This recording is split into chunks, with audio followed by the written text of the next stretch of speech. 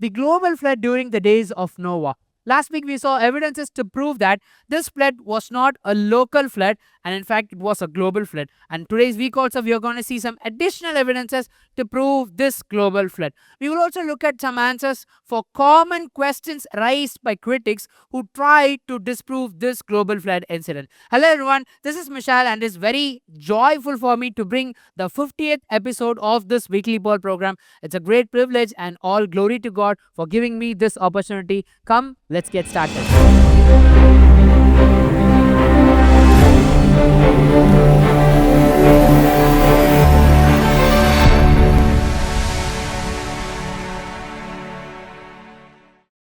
The truth that God destroyed the world using a global flood is very crucial for us to understand. So that's why critics always try to disprove and they try to disrupt the fact that the flood happened, but what they would say that the flood was not in a global way. So what we will look at is that let us turn to the scriptures, read few verses and understand how huge the global flood was, and we will see further evidences to prove that the flood was really at a global level. Let's turn to the book of Genesis chapter 7, verse number 17. Now the flood was on the earth 40 days.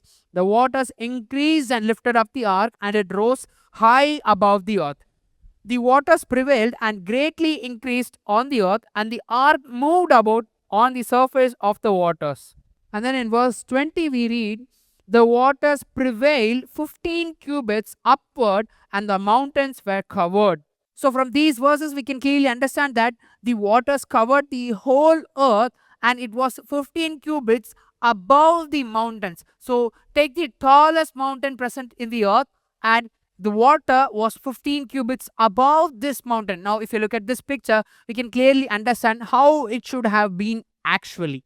In today's date, the tallest mountain is the Mount Everest, approximately 8,800 meters above the sea level. So, even such a huge mountain should have been submerged under the water. And you know what? There is an interesting discovery in the 20th century to prove this was true. There were marine fossils discovered at the peak of Mount Everest. Now, why I'm being very specific about marine fossils is that these fossils are basically found only where which is very close to water areas like a sea or ocean or a pond.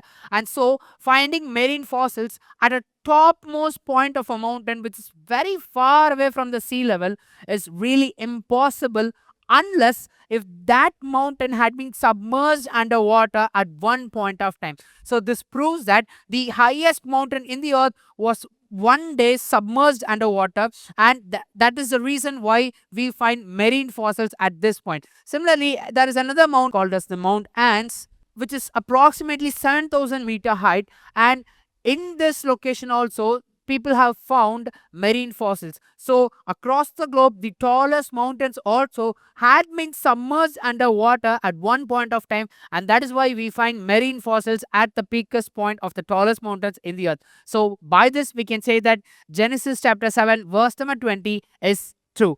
The second point which critics would raise is that if the flood was such a huge flood, if it was a global flood, then where did that much huge amount of water come from? Let's again turn to the scripture. Genesis chapter 7 verse number 11 says, in the 600th year of Noah's life, in the second month, the 17th day of the month, on that day, all the fountains of the great deep were broken up and the windows of heaven were opened. So what we read from this is that it was not just the rains that caused the great flood, but according to this verse, the fountains of the great deep were broken up.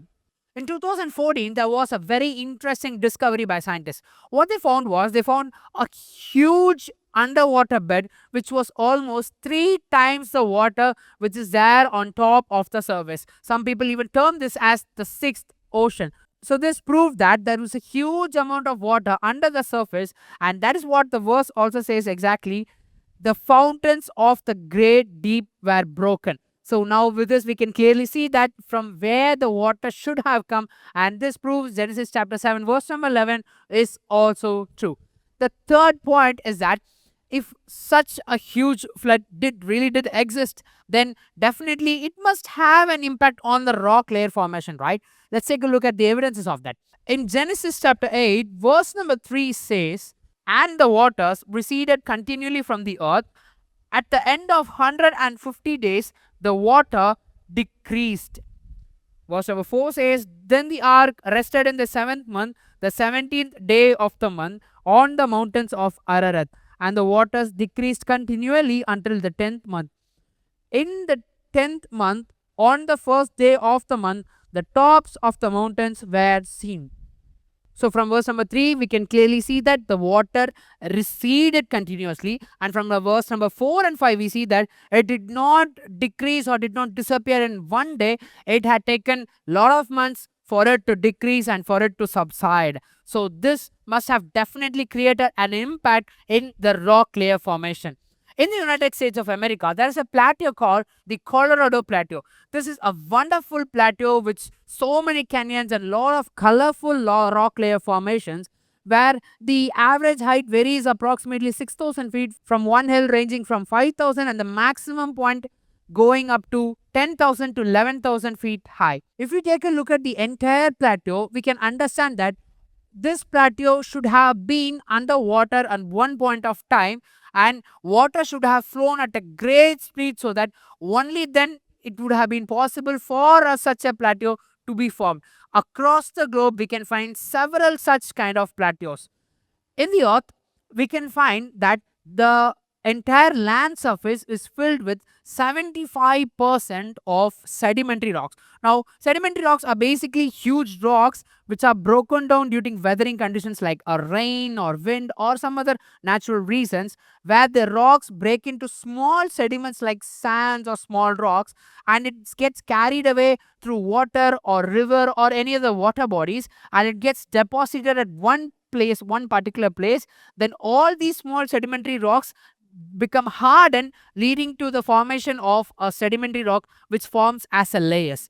These sedimentary rocks forms only if there was a flow of water, and now the entire land surface is also filled with 75% of such sedimentary rocks. Now we might ask a question: shouldn't it have been 100% of sedimentary rocks if the flood was a global one? Yes, you are right, but actually the remaining 25% of rocks had turned into a different rock because of some natural reason, like a volcanic eruption or some other natural disaster. But that rock also was once a sedimentary rock before it turned into whatever rock type it is right now. So based on these evidences, we can see that the global flood had resided over a period of time, and that is why we find such rock layer formation which we have in the earth right now, and that explains why we have 75% of sedimentary rocks around us. So by seeing all these things, even after giving all these evidences, scientists will finally come up with one solution saying that, or one question saying that the sedimentary rocks did not form in few months, it should have taken millions of years to form. But that's not actually true. In 1918, there was a volcanic eruption in the Mount St. Helens. After this eruption, there was a great change in the rock layers around the volcano due to the lava which got erupted. What the scientists and geologists believe that would take millions of years to form were formed in just 10 days. This proved the geologists that such rock layer formations does not require millions of years to form. So again, they had to acknowledge that all the rock layer formations, took very few months or few days only to form, and now this in turn proves that the global flood was true. And so in turn, it again proves that if the global flood was true, then the judgment which came on earth, which destroyed all living creatures, is also true. Now, even though the flood was true and even though it destroyed all living creatures, it did not destroy Noah's ark and those who were inside the ark. That is what we are going to see next week. We'll see how Noah and the ark alone sustained and it escaped the great flood. If it's God's will, we'll meet you another episode of this weekly pod program. God bless you.